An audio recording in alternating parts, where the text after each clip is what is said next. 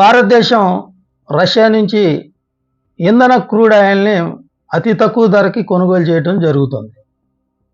Mukesh Ambani Reliance industry దీన్ని శుద్ధి చేసి యూరోప్ కంట్రీలకి అతి తక్కువ ధరకే అమ్మటం జరుగుతుంది. ఒక సంవత్సరం ఆదాయం కేవలం 6,850 కోట్ల రూపాయలు ఆయన లాభం పొందడం జరిగింది. ఇటీవల అమెరికా అధ్యక్షుడు ట్రంప్ గారు రష్యా ఉక్రెయిన్ యుద్ధం మధ్యన భారతదేశం ఇంధనం కొంటుందనే ఒక దురుద్దేశంతో రష్యా దగ్గర ఇంధనం కొనొద్దని చెప్పి మీ మీద పన్నులు వేస్తామని చెప్పి 50% పన్నులు విధించడం జరిగింది.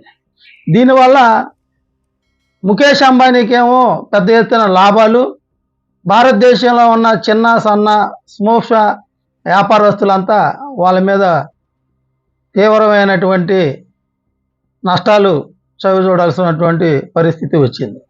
వారిపైన పన్నుల రూపంగా అనేక ట్యాక్సుల రూపంగా వాళ్ళ మీద భారాలు మోయటం జరుగుతుంది.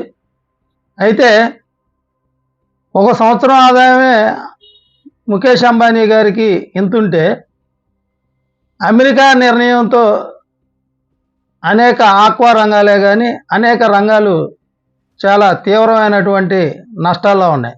చాలా రాష్ట్రాలు ఈ నష్టాన్ని చవిచూడవలసినటువంటి వస్తుంది.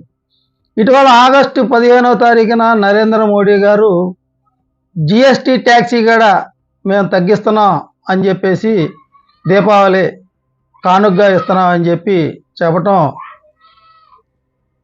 ప్రతిపక్ష నాయకుడు రాహుల్ గాంధీ గారు చాలా కాలంగా జిఎస్టీ ట్యాక్సీని తగ్గించాలని, ఇది గబ్బర్ సింగ్ ట్యాక్సీ అని చెప్పి అనేక సందర్భాల్లో అనేక ఉద్యమాలు చేపట్టినటువంటి రాహుల్ గాంధీకి ఈ ఘనత దక్కుతుందని చెప్పి ఈ సందర్భంగా తెలియపరుస్తూ, ఏదేమైనప్పటికీ ఈ గబ్బర్ సింగ్ ట్యాక్సీ జిఎస్టీని తగ్గించే నిర్ణయం ఇప్పటికైనా నరేంద్ర మోడీ గారు తీసుకోవడం అనేది చాలా హర్షించదగినటువంటి విషయం. ప్రభుత్వం చిన్న సూక్ష్మ సంస్థలని కాపాడుకోవాల్సినటువంటి అవసరం ఉంది. ఇంకా ఈ దేశంలో క్రూడ్ ఆయిల్ ధరల్ని తక్కువగా ఇవ్వాల్సిన అవసరం ఉంది.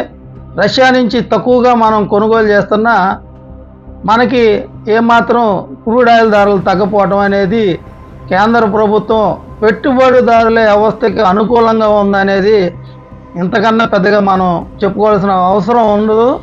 అందుకని క్రూడ్ ఆయిల్ ధరని భారతదేశంలో కూడా తగ్గించి